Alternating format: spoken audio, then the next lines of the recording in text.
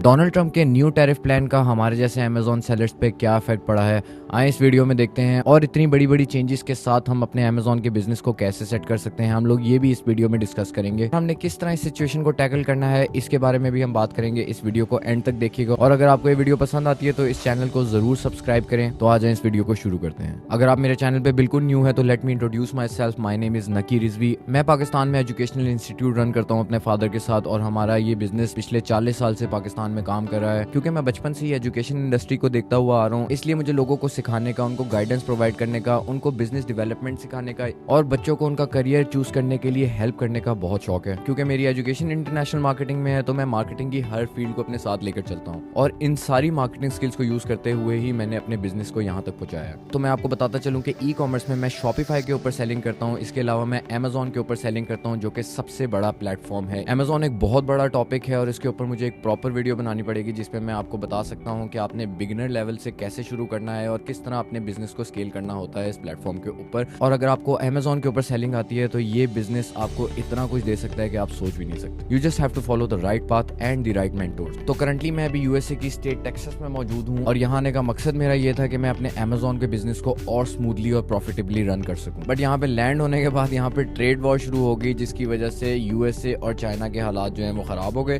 जो शिपमेंट्स मेरी रास्ते में थी वो अलग फंस गई, जो वहाँ पे मौजूद है वो अलग फंस गई, और जो यहाँ पे पहुंच गई हैं सिर्फ वो सेल हो रही है। लेकिन मेरी नेचर के अंदर है कि मैं घबराता नहीं हूँ, मैं नेक्स्ट स्टेप की तरफ जाने की सोचता हूँ। और यहाँ आने के बाद जब मैंने देखा कि जिस मुल्क से मेरा सामान आ रहा है वहीं पे सिर्फ सबसे ज्यादा टैरिफ लग रहे हैं, 125% तक टैरिफ चला गया है, और जो बाकी मुल्क है उनके ऊपर फिर होल्ड लग गया है, लेकिन चाइना के ऊपर अप्लाई हो चुका है। मेरे अलावा 60-70% ऐसे लोग हैं जिन सबका सामान जो है चाइना से ही बनकर आ रहा है या चाइना से ही बना बनाया आता है, और वो यहाँ पर अमेजोन और डिफरेंट प्लेटफॉर्म पर सेल होता है। उन सबके बिजनेस को इस चीज ने अफेक्ट किया है। बट होपफुली जो इस तरह की ट्रेड वॉर होती है वो ज्यादा टाइम तक नहीं चलती, और हो सकता है कि अभी तो जज्बाती फैसले लेके ये ट्रेड वॉर चल रही है, लेकिन विद टाइम इसके अंदर जो है अमेंडमेंट्स आएंगी और चेंजेस आएंगे, जिसकी वजह से जो बिजनेस कर रहे हैं लोग, जो चाइना से मंगवा के प्रोडक्ट्स यहाँ पर सेल कर रहे हैं, जिनके बहुत बड़े बड़े बिजनेसेस हैं, क्योंकि हम लोगों की शिपमेंट होती है $5,000 $10,000 की, $15,000 की, लेकिन जो बड़े बिजनेसेस हैं उनको ज्यादा बड़े लेवल पे अफेक्ट करता है ये चीज। और इस तरह नहीं हो सकता कि इतने बड़े बड़े चलते हुए बिजनेस जो कि अपनी मैन्युफैक्चरिंग या फिर प्रोडक्ट्स जो है चाइना से ही मंगवा रहे हैं और यूएसए में सेल कर रहे हैं, उन सबको जितना इफेक्ट होगा वो उतना हमें तो इफेक्ट नहीं हुआ ऑब्वियसली, बट होपफुली अनकरीब इसके ऊपर कोई ना कोई सोल्यूशन निकलेगा। तो भाई लॉन्ग स्टोरी शॉर्ट, जो मेरे एफबीए के ऊपर ऑलरेडी लिस्टेड प्रोडक्ट है और जो ऑलरेडी अमेजोन के वेयर हाउस पे शेल्फ हुए हुए हैं वो उसी तरह बिकते रहेंगे। मैं कोशिश करूंगा कि उसके ऊपर मैं प्राइसेस ना बढ़ाऊं, क्योंकि ऑलरेडी मेरी कॉम्पिटिटिव प्राइस थी जिसकी वजह से मेरी ज्यादा सेलिंग हो रही थी, तो वो मैं इस तरह नहीं बढ़ा सकता। लेकिन जब नई इन्वेंट्री आएगी वो फिर मुझे उस टाइम के लिहाज से सर्च करना पड़ेगा कि मेरे कॉम्पिटिटर किस प्राइस पे बेच रहे हैं और किस तरह की स्ट्रेटेजीज लोगों ने अप्लाई की है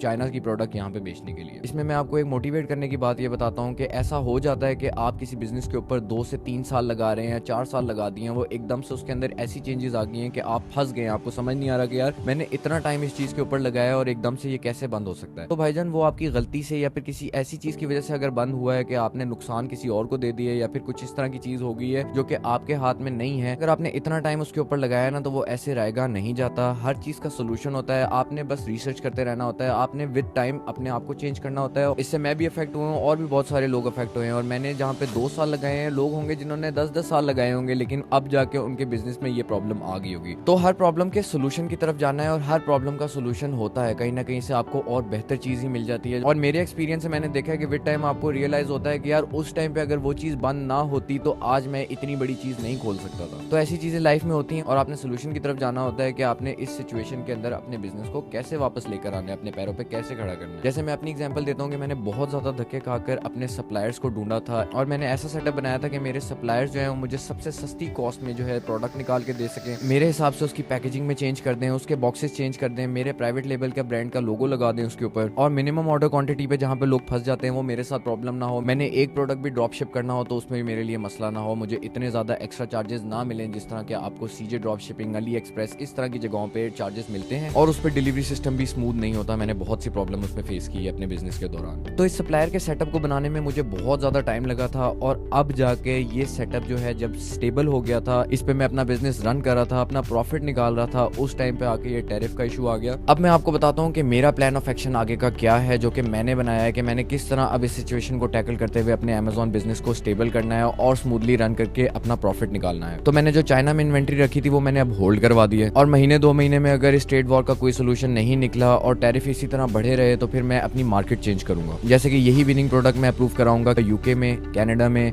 दुबई में और इस तरह की डिफरेंट मार्केट में जहाँ पे मुझे टैरिफ कम पड़ रहा हो और जहाँ पे मैं अच्छा अपना प्रॉफिट निकाल सकूं। और क्योंकि हम लोग यूएसए में बैठे हैं तो मैं कोशिश ये करूंगा कि मैं यूएसए मैन्युफैक्चर्ड प्रोडक्ट ढूंढूं और होलसेल प्राइस पे मैं उठा के अपने वेयर हाउस में मंगवाऊं और वेयर हाउस से मैं Amazon FBA कर दूं उसको। अगर आप होलसेल रिटेल के बारे में जानते हैं तो आपको आइडिया होगा कि ये कितना ज्यादा प्रॉफिटेबल बिजनेस है। इस बिजनेस में सप्लायर के साथ कनेक्शन बनाना और ये चीजें थोड़ा बहुत मुश्किल होती है, आपको स्टार्टअप करना बहुत मुश्किल हो जाता है, लेकिन अगर आप अपनी होलसेल सप्लाई चेन बनाने में कामयाब हो जाते हो तो it's a very profitable business. अगर आप लोग भी सीखना चाहते हैं कि होलसेल रिटेल बिजनेस कैसे किया जाता है Amazon के ऊपर तो आप मुझे कमेंट बॉक्स में बता सकते हैं। मैं उससे रिलेटेड भी आपको वीडियो बना के दूंगा जिसमें मैं आपको सिखाऊंगा कि होलसेल रिटेल बिजनेस को कैसे बिगनर एक शुरू कर सकता है और कैसे Amazon के ऊपर आप भी प्रोडक्ट्स बेच के अपना प्रॉफिट बना सकते हैं। तो देखें, अगर मैं पाकिस्तान में बैठा होता तो मेरे पास इस चीज का कोई सोल्यूशन फौरी नहीं निकलना था। तो देखें, तवक्कल अल्लाह भरोसा करने का ये फायदा हुआ कि मैं यूएसए पहुंच गया और उसके बाद ये टैरिफ वाला इशू शुरू हुआ। अगर मैं पाकिस्तान में ही होता तो इस टाइम मैं टेंशन में बैठा होता। तो यहाँ पे मौजूद होने का मैं ये फायदा उठाऊंगा। मेरे पास यूएसए में रीसेल करने के सारे सर्टिफिकेट्स मौजूद है। मेरे पास अपनी LLC है जिसको मैं यूज करके यहाँ पे बहुत सी चीजें स्मूथली रन कर सकता हूँ। अगर आपने भी अपनी LLC बनानी है या फिर रीसेल सर्टिफिकेट बनवाना है या इस तरह की कोई भी बिजनेस रिलेटेड चीज आपने करवानी है जिसपे आप अपना Amazon का बिजनेस शुरू करना चाहते हैं वर्ल्ड वाइड, तो आप मुझसे कमेंट बॉक्स में राब्ता कर सकते हैं। मैं वहां से पढ़कर आपके लिए एक और वीडियो बनाऊंगा जिसमें मैं आपको ये चीज भी एक्सप्लेन कर दूंगा। तो जैसा मैंने आपको बताया कि मेरे प्लान ऑफ एक्शन ये होने वाले हैं, कल तक मेरा यहाँ पर ऊपर कंप्यूटर सेटअप भी लग जाएगा और वो सेटअप लगाने के बाद मैं आपको इस जर्नी में अपने साथ साथ लेके चलूंगा। मैं साथ साथ आपको बताऊंगा कि मैं कैसे क्या चीज कर रहा हूँ, होलसेलर्स को कैसे राब्ता करते हैं, उनसे क्या बात करनी होती है, उनको क्या ईमेल करनी होती है और कैसे उनसे निगोशिएट करके प्रोडक्ट्स को उठाना होता है। अगर आप भी Amazon FBA, FBM, arbitrage, wholesale इस तरह की चीजें सीखना चाहते हैं तो आप मेरे चैनल को जरूर सब्सक्राइब करें और कमेंट सेक्शन में मुझे बताते जाएं कि आपने कहां से शुरू किया है